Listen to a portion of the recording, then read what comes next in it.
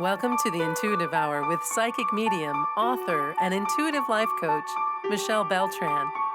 The Intuitive Hour will empower you to learn how to magnify your intuitive voice. Listen in and expand your understanding of what it means to be psychic and how to awaken, amplify, and trust your inner voice. Hello, everyone. Welcome. This is the Intuitive Hour. Awaken your inner voice. I'm your host, Michelle Beltran. Okay. Welcome back after a brief hiatus over the holidays. I hope everyone is well and the new year is off to a wonderful start. Today, we're talking about using your gifts on a daily basis. I want to give you several exercises that are going to be helpful as you develop your psychic and mediumship ability. Okay, first and foremost, using your gifts on a daily basis. So, this week or in the coming weeks, as you have time, I want to encourage you to pay attention when you're in a situation that someone is talking to you, telling you a story of sorts. Perhaps they're describing how their holiday went, how a birthday event went, a recent trip they were on. Whatever the case may be, pay attention to that story.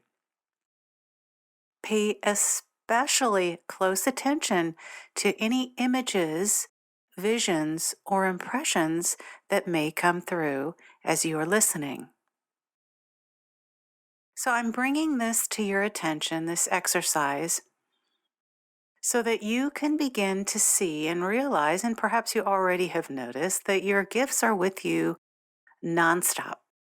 We simply are not aware of it or are missing it. As you settle into this exercise, again, when a friend, son or daughter, spouse, family member tells you a story, imagine your third eye. Go to that space and tune into that third eye area. That's in the center of your forehead, above your brow. And pay attention to all the details this person is telling you. Notice those images that come. Oftentimes, we don't realize we're getting more information while someone is speaking to us.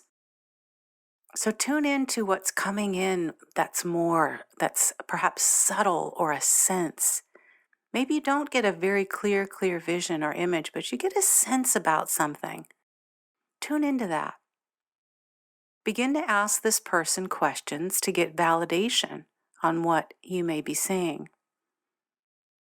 If the story is about someone you've never met and you're seeing the image in an image in your third eye, ask the storyteller if the description you're getting of what you're seeing is accurate. You're going to be surprised to see that quite often you are accurate. So this will end up being validation in essence. So keep a close watch as you're hearing the story. Notice other images, notice subtle feelings or emotions, impressions or details that may be coming in. Remember to use all of your senses. Sometimes we also get things through hearing or feeling or an emotion. You'll be surprised to see that you're doing some element of what I call remote viewing. Some of you may or not be aware of this. Tune into that.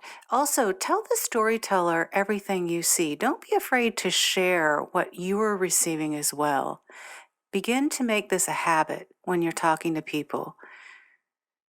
Naturally, you'll choose people who can accept this and would understand, and perhaps are working on similar sorts of things in their own spiritual growth. This is an exceptional exercise for your third eye. The universal language here is telepathy. We often send images to one another as we're communicating, but we're just unaware.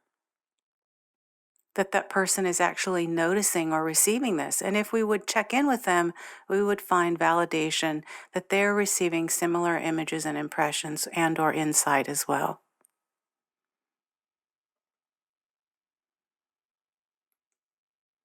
All right, continuing on. This particular episode today is coming to you shortly after the new year. So I want to suggest that you consider a world events New Year prediction challenge. Boy, that was a mouthful.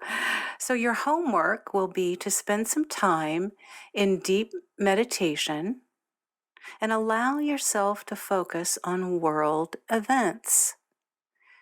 As you begin,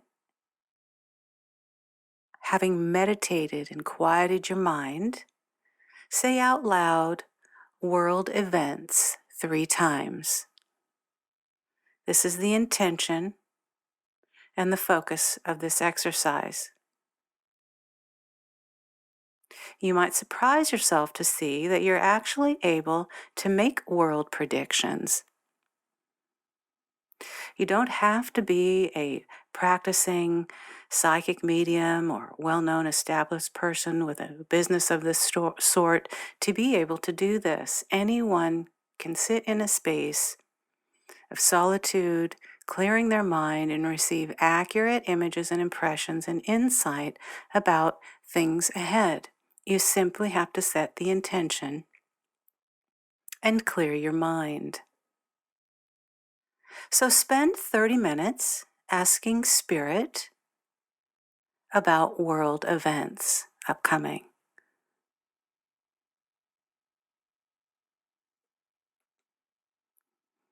Also, as you step into this world events prediction challenge, be mindful that there may be things like earthquakes, darker situations, we might call them, or calamities. There's nothing to fear about these things.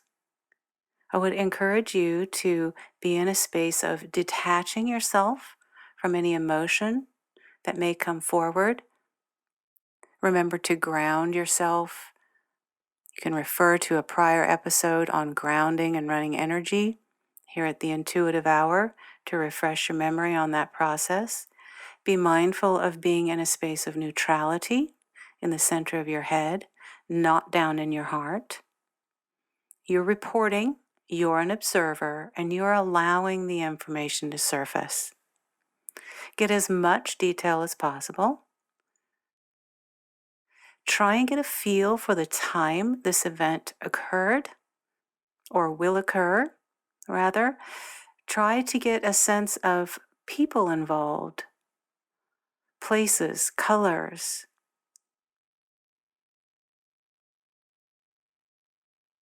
Be mindful to keep a journal and log everything you see. And finally, remember there's no second guessing. When you receive something, write it down, trust it, trust the first thing that comes, and try not to use your logical left brain to figure out why this is happening or what came. Just simply receive and report and write it down. All right, the next technique, I call this mind noise. To be a really great psychic or medium, you must be disciplined in what you allow to come into your mind. What separates the really exceptional psychics and mediums is that they have discipline of the mind. We as humans are constantly bombarded with thousands of thoughts in a single day. And I've been asked this question many times, how to know if information we're receiving is true or just left brain mind noise and chatter. The answer is not a simple one. It takes experience and practice to know the difference. But a great psychic or medium has learned to shut out that left brain clutter and allow divine information to flow. When the mind noise begins to enter into the mind of the exceptional psychic or medium who has mastered this, he or she knows that what is happening is simply that mind noise, and they're able to ignore that information, that surface level mind noise, left brain chatter that's presenting. Again, this takes time and patience, so be kind with yourself. In time, you will master it as you practice. This exercise will help you do that. So, why do we have mind noise? I'd like to ask you in this exercise to consider that question. In your journal, go through these following points that I'm going to mention and describe how each one of these has affected you as you're considering mind noise and why we have it. First and foremost, we are full of fear. What comes to you as you consider that statement? How has it affected you in your life? Number two, I feel separate from my supreme being or my higher self. Again, how has that affected you in life? How is that presented in your life in any way, shape, or form? Number three, we are trying to be in control. Next, we are using our mind to try and figure out things so we can manipulate and control our circumstance. And finally, we are trained by education to use our left brain, and we have to unlearn years of conditioning.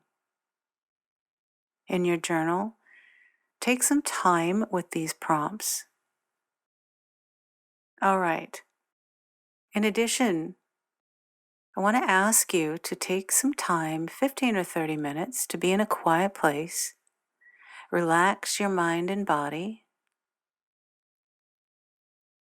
And this is as follow-up to the exercise I've just described.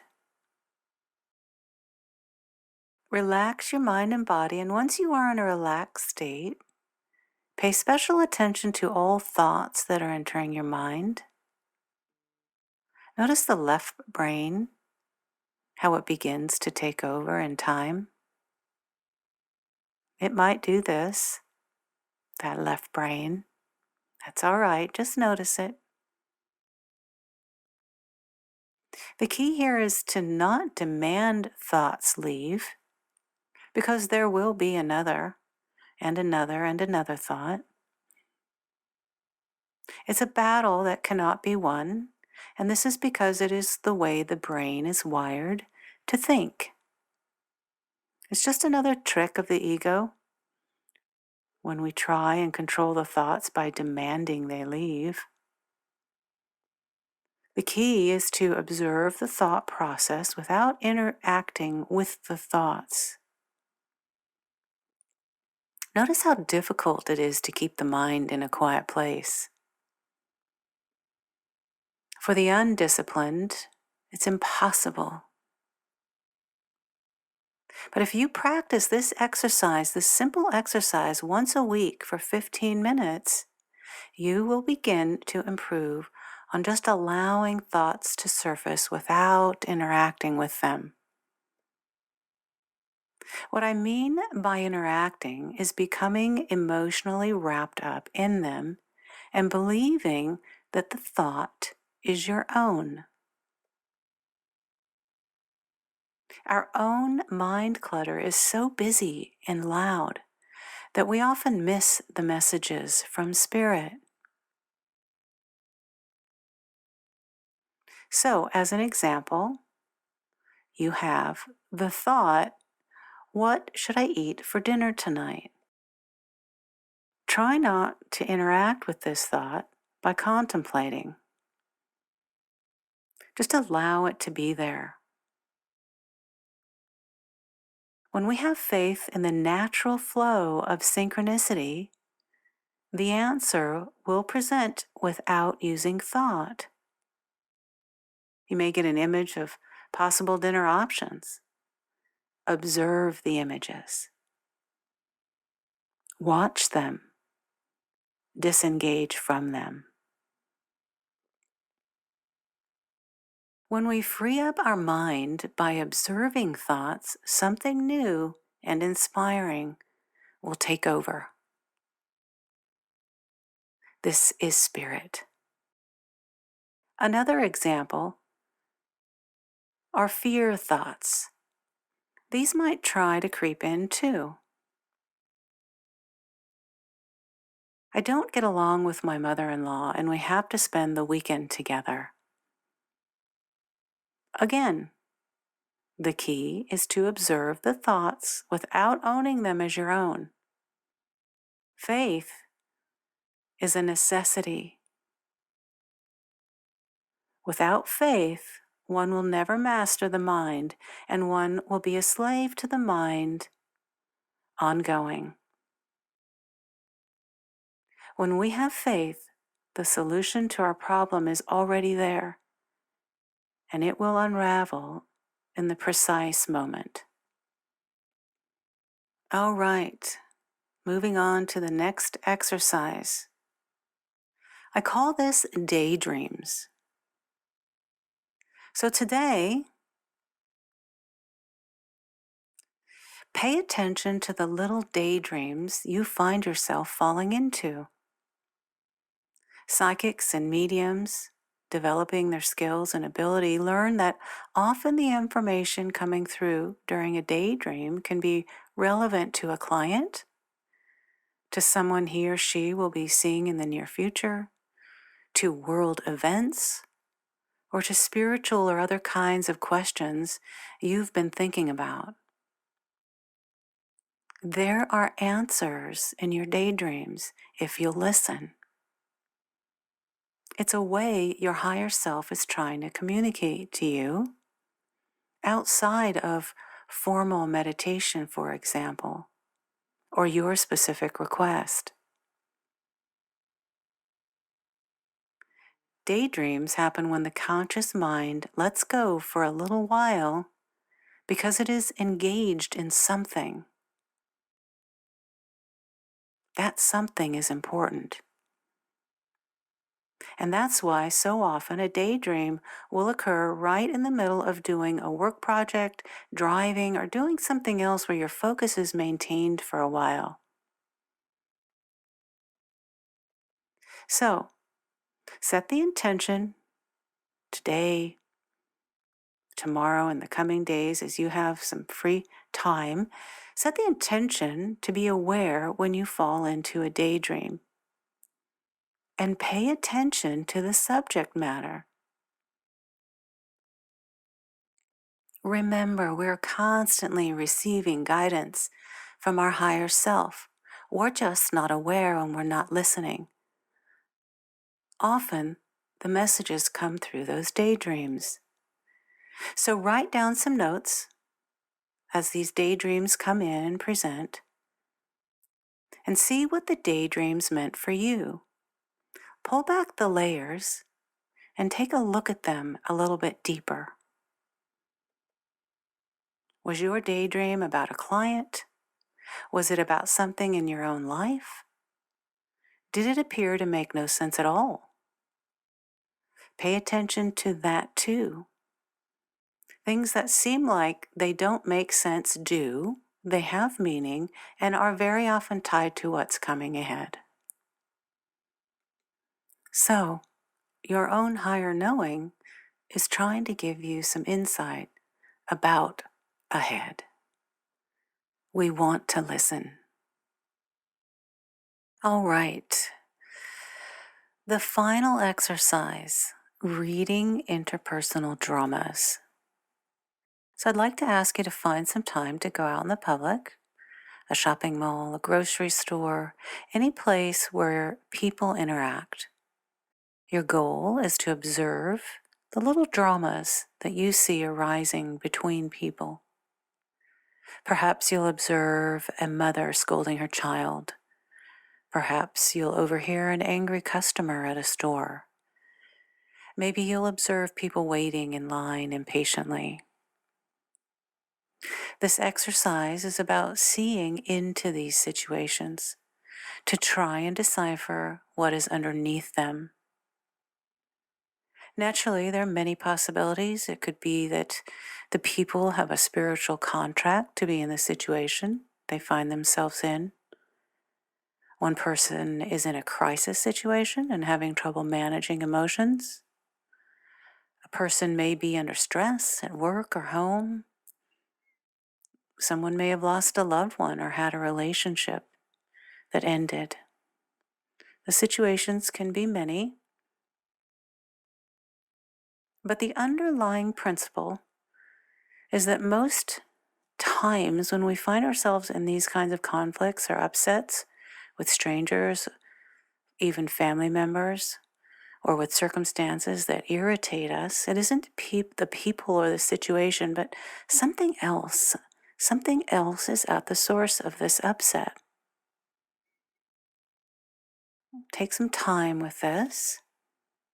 As with all the exercises, each of them in their own way is going to assist you in developing and enhancing your psychic ability.